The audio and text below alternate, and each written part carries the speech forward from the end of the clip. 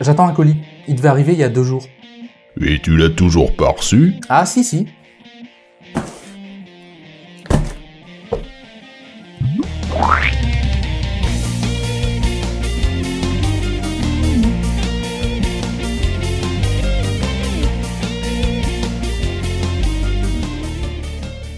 En 1477, Louis XI créait les relais de poste, une innovation réservée aux messages royaux. Un siècle plus tard, le concept est ouvert aux particuliers. Et quelques temps plus tard, au début du XVIIe siècle, on a enfin en France une véritable administration des postes organisée par l'État. Et puis en 1999, au gouvernement, on se dit on pourrait laisser des entreprises privées livrer des trucs, ça ferait de la concurrence. Puis ils nous coûtent trop cher aussi, on pourrait les privatiser. Ouais, puis peut-être que ça leur bougerait enfin le cul. Alors on a ouvert le système à la concurrence, on a autorisé progressivement d'autres sociétés privées à faire pareil. Malheureusement, avec l'arrivée d'Internet, le volume de courrier diminue. Le service public n'est pas rentable et ça devient trop cher de gérer ce qui reste quoi. Alors la Poste se diversifie, augmente ses tarifs et essaye de réduire ses coûts. Voilà, ça c'était une petite introduction pour poser le contexte, histoire de comprendre pourquoi ça coince. Mais plusieurs problèmes dont on va parler, qui nous concernent tous au quotidien, existent depuis toujours. J'en profite pour remercier War Robots qui sponsorise cette vidéo. Compte tenu du décor que vous voyez derrière moi, est-il si étonnant que je choisisse un partenariat sur un jeu avec des robots? Le principe est simple, t'arrives, tu conduis un robot et tu shootes sur tout ce qui bouge. Enfin, qui n'est pas de la couleur de ton équipe, de préférence. Je trouve ça étonnamment détendant. Téléchargez le jeu maintenant et vous aurez un pack bonus de bienvenue. Un robot guépard ultra rapide, un ensemble d'armes, 100 pièces d'or et 400 000 pièces d'argent, qui dit mieux. Du coup, comme mon ordi bug et que j'ai envie de massacrer des machines,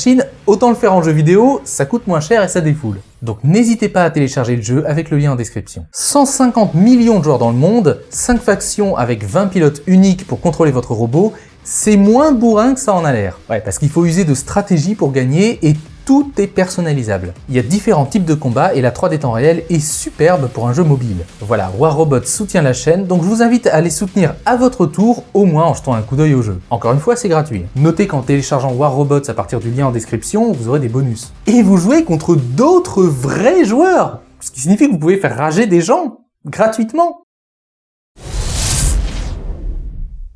Le premier désagrément qui vient à l'esprit quand il est question de la Poste, c'est sans conteste les retards. Aujourd'hui, je vais enfin recevoir mon truc. Ah bah non, c'est vide. Bon bah peut-être aujourd'hui alors. Ah bah non, c'est vide.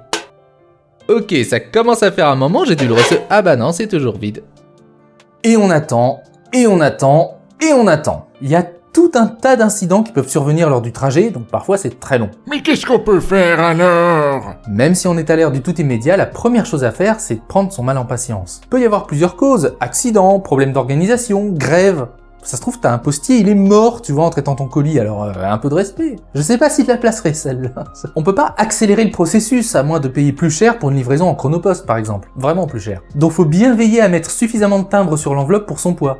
Sinon, vous allez rencontrer quelques difficultés. Ouais, mais des fois, ça arrive jamais. C'est vrai, rien de pire que l'incertitude quand tu sais pas où est passé ton colis ou ta lettre. Et t'attends des jours, des semaines, des mois, des années. Ça, c'est déjà vu. Sur toute la chaîne de personnes traitant notre courrier, il arrive que certains décident de se choper des trucs, aussi bien des colis que des lettres. Puis il y en a, ils font de sacrées collections.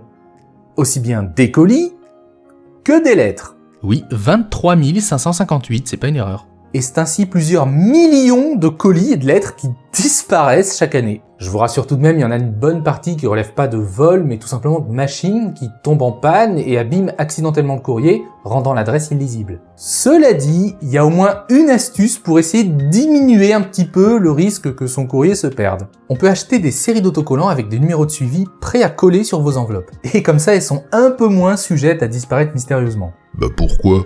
Disons que quitte à voler du courrier, ils vont plutôt taper dans ceux qui n'ont pas de numéro de suivi. Parce qu'avec un numéro de suivi, on peut déterminer à quel endroit du trajet le courrier a disparu et donc dresser une liste de suspects. Puis il y a des fois, ils arrivent aussi. Mais il faut voir dans quel état. Ah oui, non, là c'est pas possible. Une fois j'ai envoyé un ordi par la poste comme ça, qui était pourtant bien emballé, dans son carton, bourré de journaux avec du papier bulle et compagnie.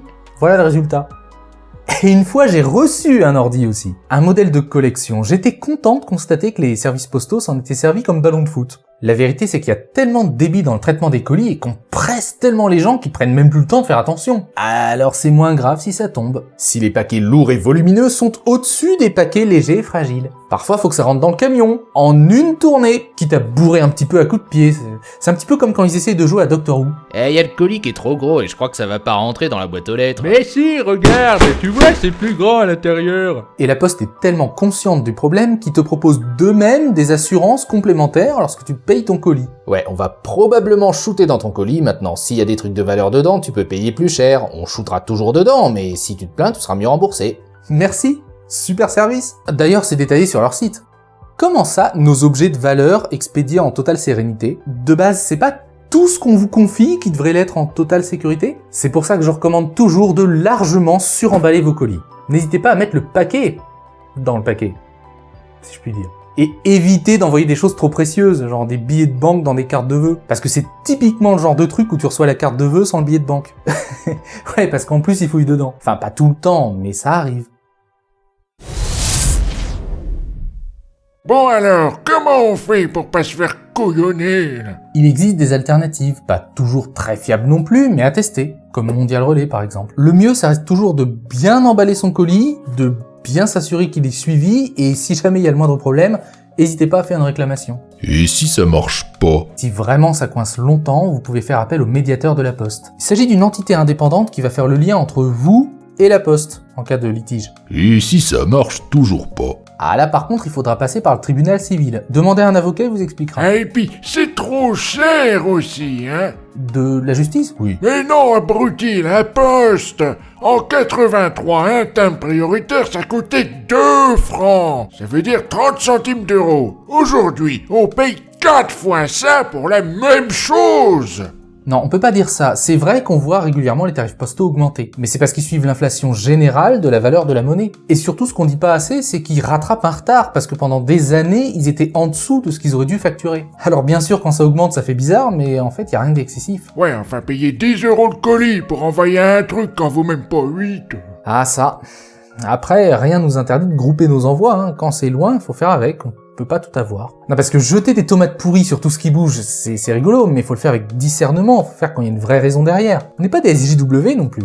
Ouais, ben n'empêche que c'est trop cher. Il y a toujours des astuces. Mon conseil, c'est quand vous recevez un colis, gardez l'emballage et réutilisez-le pour vous plus tard. Idem pour les grandes enveloppes marron, ça peut se réutiliser. C'est bon pour la planète, pour le portefeuille, et ça vous fait même gagner du temps. Et les recommandés, on en parle? Parfois, les courriers sont envoyés en recommandé avec signature. Théoriquement, pour vous livrer une lettre ou un colis, le facteur doit sonner et vous faire signer un accusé de réception pour s'assurer de votre identité.